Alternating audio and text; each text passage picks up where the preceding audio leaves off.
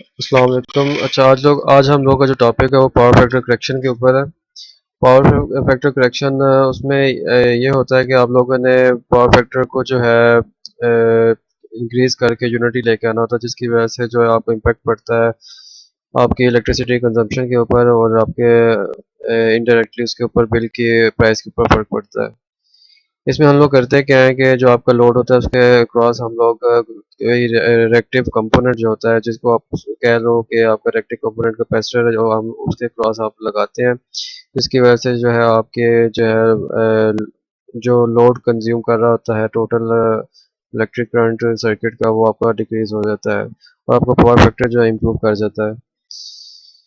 घर के अंदर अगर आप लोग बात करें तो हम घरों के अंदर अगर देखते हैं तो हम लोग का ज़्यादातर सारा इंडक्टिव लोड है और हम लोग इसकी इम्पीडेंस भी कैलकुलेट करते हैं और इम्पीडेंस कैलकुलेट करने के बाद जब आप इसको इम्प्रूव कर सकते हैं आप अपने घर के अंदर जो आपकी बिजली जो कंज्यूम हो रही है, इसको इसकी जो इम्पीडेंस आएगी आपकी टोटल घर की इम्पीडेंस जो है उसको आप लोग उसी उसी इम्पीडेंस का आप लोग कैपेसिटर जो है आप लोग इसके क्रॉस अटैच कर सकते हैं और इलेक्ट्रिसिटी कंजम्पशन जो है उसको कम कर सकते हैं, जिसका आपका इफेक्ट जो है बिल के रेट्स के ऊपर आएगा। अब हम इसमें एक देखते हैं कि एग्जांपल जो है इसमें बुक में एक डिटेल्ड एग्जांपल है इसके ऊपर मोटर के ऊपर। तो आपकी 19.5 एग्जांपल है जिसमें आपकी 5 हॉर्स पावर मोटर है और 0.6 लैगिंग पावर फैक्टर है, जिसकी एफिशिएंसी जो 92% है और आपका जो एड वोल्टेज है 208 वोल्ट है और फ्रिक्वेंसी जो ऑपरेटेड फ्रिक्वेंसी है इसकी 60 हर्ट्ज है। आप लोगों ने करना है इसमें क्या, पावर ट्रायंगल बनाना है आपने। इसका पावर ट्रायंगल के आपका वेरिएंट पावर मालूम करनी है, रिएक्टिव पावर मालूम करनी है और एक्टिव पावर मालूम करनी है। उसके बाद आप लोगों ने जो है इसके पहले हम इसको देख लेते हैं इसमें कैसे क्या हुआ है पहले पार्ट के अंदर। आपके ये सब चीज़ें आपको पता है, बता दी मैंने। आप लोगों ने एक्टिव पावर मालूम करनी है तो एक्टिव पावर आपकी क्या यहाँ से निकलेगी आपकी इस फार्मूले के थ्रू जो है, जहाँ पे आपकी आउटपुट पावर जो है आपकी 5 हॉर्स पावर है इंटू 746 करें आपकी वाट में आ जाएगी और यहाँ से आप लोग इनपुट पावर निकालेंगे जो आपकी एक्टिव पावर है, ये आपकी एक्टिव पावर आ जाती है। अब आप लोगों ने पेरेंट पावर निकालनी है। पेरेंट पावर निकालने के लिए हमारे पास ये फार्मूला है, P equal to P over S. जब आपका ये पावर फैक्टर है, ये आपकी पेरेंट पावर, ये आपकी जो है ये आपकी एक्टिव पावर, ये आपकी पेरेंट पावर है। यहाँ से आप लोग एस निकाल लेंगे तो आपकी ये आ जाएगी आपकी पेरेंट पावर।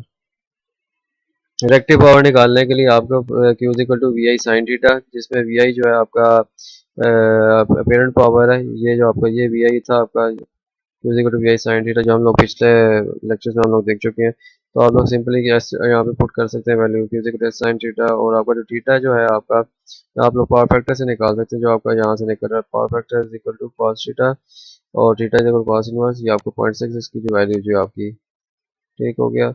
और ये आप लोग पुट करें इसमें वाली जो आपकी रिएक्टिव पावर आ गई। रिएक्टिव पावर और आगे मैंने वोल्ट एम्पेयर रिएक्टिव लिखा हुआ और यहाँ पे इंडक्टेंस एल लिखा हुआ है, क्योंकि आपका जो मोटर होती है वो आपकी इंडक्टिव लोड होती है, इसलिए आप यहाँ पे ये एल लिखा हुआ है। और इसके बाद आपने जो डायग्राम बनानी है, डायग्राम आपकी ये यहाँ पे जो आपका एक्टिव पावर है वो उसका आपका 0 डिग्री एंगल होता है, इसलिए आपका एक्स एक्सिस के ऊपर है। एक्टिव पावर जो आपकी इंडक्टिव लोड है तो इसका जो पॉजिटिव 90 शिफ्ट है और जो आपका एस जो है आपका इन दोनों का प्लस होता है, active power plus active power. तो बाय पाइथागोरस थ्योरम जो हम लोग पिछले लेक्चर्स के अंदर हम कर चुके हैं, यहाँ पे एंगल जो है 53.13 बना हुआ है। बी पार्ट इसका आपका क्या है, बी पार्ट में ये कह रहा है कि आप लोगों ने पावर फैक्टर जो है कैपेसिटर देखना है। आपने कैपेसिटर कौन सी वैल्यू पे लगेगा जिसमें आपका पावर फैक्टर जो इम्प्रूव कर जाएगा यूनिटी यूनिटी की तरफ। तो आप लोगों ने इसमें फार्मूला लगाना है Q C equal to V I आप लोगों ने करना है और आई आपको पता है क्या होता है, वी ओवर एक्स ही होता है। वी स्क्वायर एक्स ही हो गया, एक्स ही यहाँ से आप लोग निकालें आपका आ गया 8 ओम आ गया। एक्स अगर 1/2 पर एफ सी करें आपका 331.6 माइक्रोफैराड, ये वैल्यू ऑफ कैपेसिटर जो आप लोग इसके क्रॉस लगाएंगे मोटर के क्रॉस। फॉर एग्जांपल अगर आपकी ये आपकी अगर मोटर है यहाँ पे लगी हुई जो है, ठीक है, और ये सप्लाई है आपकी जो आ रही है आपकी, तो यहाँ पे आप जो वैल्यू ऑफ कैपेसिटर की जो होगी आपकी 3 पैरेलल लगा दोगे इसके 331.6 माइक्रोफैरड, जिससे आपकी जो पावर फैक्टर था आपकी मोटर का, वो आपको 0.6 से 1 हो गया। ठीक है, और आप लोगों ने अब सी पार्ट में क्या करना है कि आप लोगों ने देखना है कि अच्छा आप लोगों ने कैपेसिटर लगा तो दिया है, लेकिन उसकी सप्लाई करंट के ऊपर फर्क पड़ा है कि नहीं पड़ा। अनकम्पनसेटेड का मतलब हुआ है जब आपने कैपेसिटर नहीं लगाया था। कंपनसेटेड सिस्टम का मतलब वो है जब आपने कैपेसिटर अटैच कर दिया था। अब आप लोगों ने चेंज देखना है कि आपका टोटल सप्लाई करंट के ऊपर कितना चेंज आ रहा है। तो उसके लिए आप लोगों ने क्या करना है, सी पार्ट आपका यह है, जब आपका 0.6 पावर फैक्टर था तब आपका सर्किट का टोटल करंट क्या था, एस इक्वल टू वी आई। यहाँ से आप लोग करंट निकालो कि आपका टोटल सर्किट करंट था जब आपका कैपेसिटर नहीं लगा हुआ था। और जब आपका पावर फैक्टर 1 हो गया तब आपका क्या होगा, P is equal to V I cos theta, जहाँ पे आपको ये जो पावर फैक्टर आपका कॉस थीटा जो आपका पावर फैक्टर रिटर्न करता है, ये आपका 1 हो गया। तो आपका ये जो फैक्टर था वी आई जो है पी एस के इक्वल है, यानी कि पेरेंट पावर आपकी वो आपकी एक्टिव पावर के इक्वल हो जाती है। तो आपका एस जो है वो पी के इक्वल हो गया। I equal to S over V करें, ये आपकी ये सेम वैल्यू आ गई। तो आपका 19.49, आप लोग देख सकते हो कि आपका टोटल करंट जो था सर्किट का वो आपका डिक्रीज होकर 19.5 तक कंपेरिजन चला गया। पहले आपका 32 था, यानी कि ऑलमोस्ट हाफ चला गया। आप तो नहीं, 11 एम्पेयर कम हो गया। तो डी पार्ट में आप लोगों ने क्या करना है, डी पार्ट में आप लोगों ने करना है कि जी नेटवर्क इक्विवेलेंट सर्किट आप लोगों ने देखना है। जो मोटर का जो बनाया हुआ है हम लोगों ने, वो देखेंगे हम लोग अनकम्पनसेटेड की फॉर्म के अंदर क्या होगा, मतलब उसका रीजनल सर्किट किस तरह का होगा मोटर का।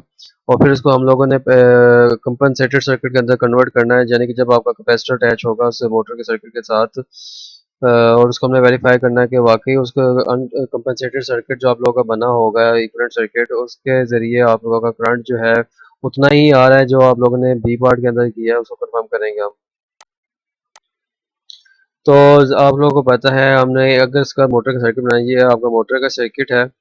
बनाने के लिए हमारे पास क्या चाहिए, हमें इम्पीडेंस चाहिए, उसकी मोटर की इम्पीडेंस कितनी होनी चाहिए वो हम मालूम कर सकते हैं। Z equal to V by V, हमें पता है कि टोटल सर्किट का जो सप्लाई, जो मोटर का जो सप्लाई वोल्टेज है, करंट हमें पता है, टोटल सर्किट का करंट जो है, सप्लाई करंट जो जा रहा है मोटर का, वो अनकम्पनसेटेड के अंदर, या हम लोग अनकम्पनसेटेड की डायग्राम बना रहे हैं, वो आपको कैलकुलेट किया हुआ आप लोगों ने 32.49।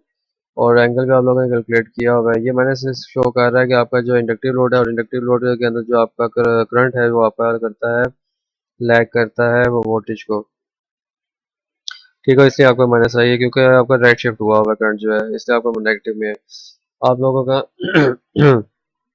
ये फेजर फॉर्म के अंदर आ गई, आपके फेजर फॉर्म को आपने कन्वर्ट किया रेक्टेंगुलर फॉर्म के अंदर। ये आपकी जो रिप्रेजेंट कर रही है रेजिस्टेंस को रिप्रेजेंट कर रही है, और ये आपकी रिएक्टेंस को रिप्रेजेंट कर रही है इंडक्टेंस इंडक्टर की। ये आप लोग की जो इक्विवेलेंट सर्किट बना है, ये आपका टोटल सर्किट करंट आ रहा है, ये आपकी रेजिस्टेंस है मोटर की, और आपकी इंडक्टेंस है, ये आपका अनकम्पनसेटेड सर्किट जिसमें कैपेसिटर नहीं अटैच हुआ। अब आप लोगों ने जो है इसको कन्वर्ट करना है पैरेलल के अंदर, क्योंकि हमारे पास पैरेलल के अंदर कैपेसिटर अटैच होना है, तो हमने इसको पैरेलल सर्किट इक्विवेलेंट सर्किट के अंदर कन्वर्ट करना है। पैरेलल इक्विवेलेंट सर्किट के अंदर मैं आप लोगों को बता चुका हूँ कैसे करते हैं कन्वर्ट। तो उसमें आप लोग एडमिटेंस के थ्रू आप लोग कन्वर्ट करते थे, Y T equal to 1/ZT, जैसा कि इस लेक्चर के अंदर हम लोगों ने किया था लेक्चर 6 के अंदर। ये आप लोग एडमिटेंस है, इसके थ्रू आप लोग कन्वर्ट करते हो। ये आपका सर्किट था, सीरीज सर्किट था, जिसमें आप लोगों ने एडमिटेंस के थ्रू आप लोगों ने कन्वर्ट किया था पैरेलल सर्किट के अंदर। ठीक है, इसको देख लेते हैं हम। तो आप लोगों ने क्या करना है, ये 1/6.4, ये आपकी ये वाली वैल्यू जो है यूज़ हो रही है। ठीक हो गया, और आपके पास ये जो फॉर्म अगर आपके पास आ गई रेक्टेंगुलर फॉर्म, ये अभी आपके पास रेजिस्टेंस नहीं आई है, ना ही आपके पास रेक्टेंस रेक्टेंस आई है। ये आपको शो कर रहा है क्योंकि सीमेंस यूनिट है, ये आपका कंडक्टेंस है, शो कर रहा है ये कंडक्टेंस है आपकी। और ये जो आपकी है ये ससेप्टेंस है। तो आप लोगों को चाहिए रेजिस्टेंस चाहिए, और आप लोगों को चाहिए रिएक्टेंस चाहिए। तो रेजिस्टेंस का जो रेसिप्रोकल होता है वो कंडक्टेंस होता है, और रिएक्टेंस का रेसिप्रोकल ससेप्टेंस होता है। इन दोनों वैल्यूज़ के आप रेसिप्रोकल करें, ये आपके पास रेजिस्टेंस की वैल्यू आ जाएगी जिसके ओम यूनिट है, और आपके रिएक्टेंस की वैल्यू आ जाएगी जिसकी ओम यूनिट है। ये आपका पहला इक्विवेलेंट सर्किट बन गया जिसमें आपकी रेजिस्टेंस ये 10.64 है, और इंडक्टर की जो रिएक्टेंस है वो आपके 8 ओम है। ठीक हो गया, और आप लोगों का कैपेसिटर जो है वो आपका 8 ओम का ही लगेगा, क्योंकि आप लोग की जो मैंने आपको शुरू में बताया था कि आप लोगों के घर के जो इम्पीडेंस है उसको कैलकुलेट करें, आपकी जो इम्पीडेंस की वैल्यू आएगी 8 ओम फॉर एग्जांपल अगर आती है, तो आप 8 ओम का ही कैपेसिटर लगाएंगे जिसकी रिएक्टेंस 8 ओम होगी, और जिसकी वैल्यू होगी जो हमने ऊपर कैलकुलेट की थी 33.1.6 माइक्रोफैरड।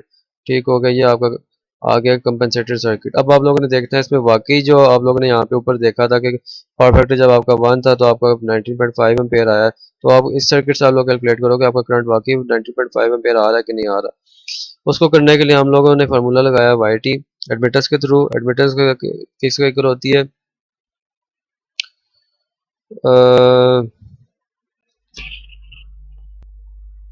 सेपरेट जो ब्रांचेस हैं आप लोगों की सबकी जो एडमिटेंस आप लोग कर देंगे जो उसके टोटल एडमिटेंस इक्वल होती है, और 1/Z one over Z are और 1/ZL ये आप लोग कह रहे हैं जी आपका सर्किट काट किया और आपका टोटल एडमिटेंस आगे 2.094 है। V is equal to I Z होता है आपके पास, जेड जो है आपका टोटल रेसिप्रोकल ऑफ एडमिटेंस होता है।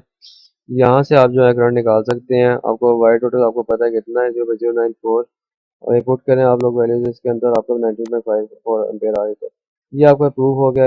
इस सर्किट के थ्रू आपका टोटल करंट कितना आ रहा है, जो कंज्यूम कर रहा है अब आपका कंपनसेटेड सर्किट जो है 9.54 आ गया at power factor of unity जो है। ये आप लोगों को वैसे बताया हुआ कि करंट कंजम्पशन इन कैपेसिटर कितनी हो रही है, वो आप लोग देख सकते हो। ऐसी को वी एक्सी एक्सी आपका 8 ओम है और आपका 208 सप्लाई वोल्टेज है और 26 एम्पेयर आ गया। आई होप आप लोगों को ये समझ में आ गई होगी। आप लोगों का जो फाइनल पेपर होगा वो इसी बेसिस के ऊपर होगा, तो काइंडली इसको ज़रा आप लोग और से इस लेक्चर को देखिएगा। ओके, फिर अल्लाह हाफिज़।